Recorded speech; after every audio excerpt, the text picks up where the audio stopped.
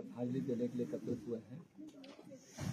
और क्योंकि आपको पता है कि हमारे यहाँ राज्य स्थापना दिवस के कार्यक्रम चल रहे थे, विधानसभा का सत्र चल रहा था, तो जैसे ही सभी कार्यक्रम खत्म हुए मैं सीधे आपके बकरी घाट में आया हूँ और जो सूचना हमें मिली उस पर हमने तत्काल कार्रवाई की।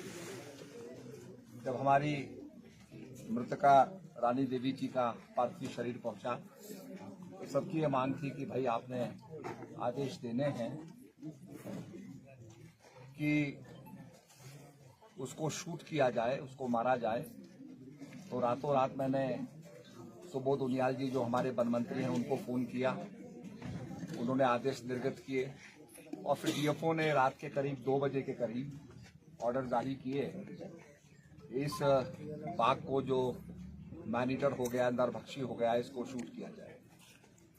ये बहुत बड़ी विकट समस्या हमारे पहाड़ों में है और खासकर जहाँ पर बुशेस हो जाती हैं, झाड़ हो जाता है, घास खड़ी हो जाती है, उसके अंदर छुपने का उसको मौका मिल जाता है बाघ, और वो आदमी पर आक्रमण करता है, बच्चों को देखता है और वो जानता है कि मनुष्य ज़्यादा देर तक दौड़ नहीं सकता, तो मनुष्य को अपना आहार बनाता है।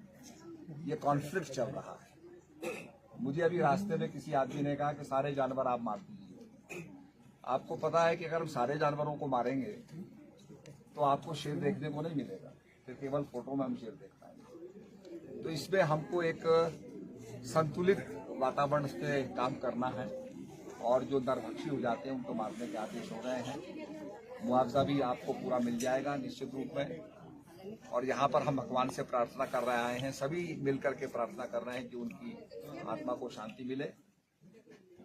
और ये बहुत दुख का विषय है, बहुत कष्ट का विषय है कि हमारे जंगलों के अंदर हमारे बच्चों पर, हमारी माताओं पर मार झपट रहा है। मैंने अभी भी दिन में डीएफओ से बात की, मैंने कहा आप ट्रैंकुलाइजर गन को रखें ताकि उसको बेहोश किया जा सके। पहली बार भी जब ऑर्डर हुए थे तो ऑर्डर के साथ साथ जो बाघ मारा गया वो बाघ मैनीटर नहीं था, दूसरा ही बाघ मारा गया। तो ऐसी स्थिति के अंदर बाघ तो मर जाता है, पर जो असली बाघ होता है, हत्यारा होता है, मैनीटर होता है, वो घूमता ही रहता है। तो ट्रैंकुलाइजर गन का हम ज्यादा उपयोग करवाएंगे।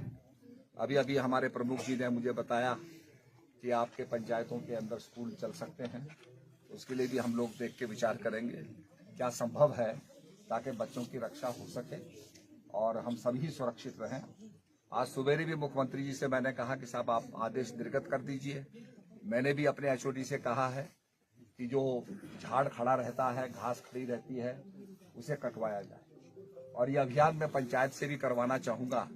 पंचायतों के माध्यम से ग्राम प्रधानों को, जो खासकर प्रभावित क्षेत्र हैं, उसके ग्राम प्रधानों को हम लोग कहेंगे कि भाई वो झाड़ कटवाएं, उसके लिए प्रावधान करेंगे। इसके साथ साथ ये पैदल मार्गों पर जो बताया है स्टील जो है, ये सोलर लाइट के बारे में, तो यहाँ 5 सोलर लाइट मैं स्वीकृत करता हूँ।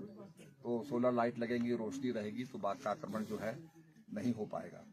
तो मैं ज़्यादा ना कहते हुए बहुत दुखी मन से यहाँ आया हूँ और आप लोग यहाँ पर आए और आपने मुझे संबोधन करने का मौका दिया।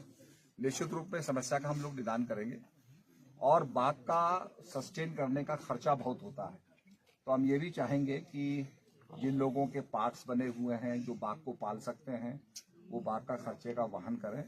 जू में जाए बाघ, वहाँ लोग देख सकें। इस प्रकार से कोई सिस्टम निकाल करके हम लोग इसका निदान करेंगे, आपकी समस्या का जो है निदान होगा।